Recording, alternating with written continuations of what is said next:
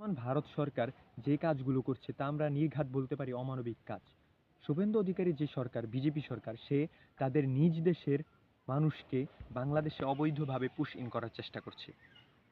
বর্তমানে আপনি একটি দেখতে পাবেন বাংলাদেশের সীমান্তে 11 জন সদস্যের একটি পরিবার স্থান নিয়েছে, যাদের মধ্যে একজন মহিলা গর্ভবতী, একটি বাচ্চা হয়েছে 2 বা 3 বছর বয়স, সে প্রতিবন্ধী, আরেকটি বাচ্চা মেয়ে শিশু, সে ক্লাস 6-এ পড়ে, সে ভারতের একটি বিদ্যালয়ে পড়ে। তাকে বলা হচ্ছে, তাদেরকে যখন পাঠিয়ে দেওয়া হচ্ছিল তাদেরকে বলা হচ্ছিল তোমরা বাংলাদেশ থেকে এসেছো, কিন্তু তারা জানে তারা ভারতের নাগরিক। এখন এই মুহূর্তে তাদের করণীয় কি? তারা আসলে কোন দিকে যাবে? তারা কি ভারতে যাবে নাকি বাংলাদেশে যাবে?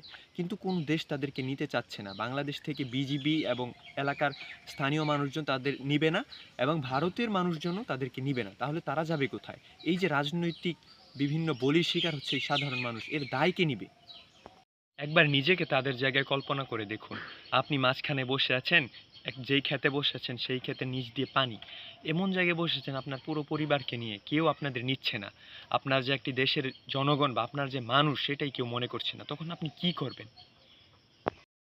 বর্তমান সরকার ভারতের সাথে একটি চুক্তি করেছে যে নয়াদিল্লিতে বাংলাদেশের বিজিবি এবং ভারতের বিএসএফ এর নেতৃস্থানীয় পর্যায়ের একটি বৈঠক হবে, যেটা 8, 9, 10, 11 4 দিন ব্যাপী চলবে। এখান থেকে একটা সিদ্ধান্ত আসতে পারে। তো আমরা সেই সিদ্ধান্তের অপেক্ষায় রইলাম।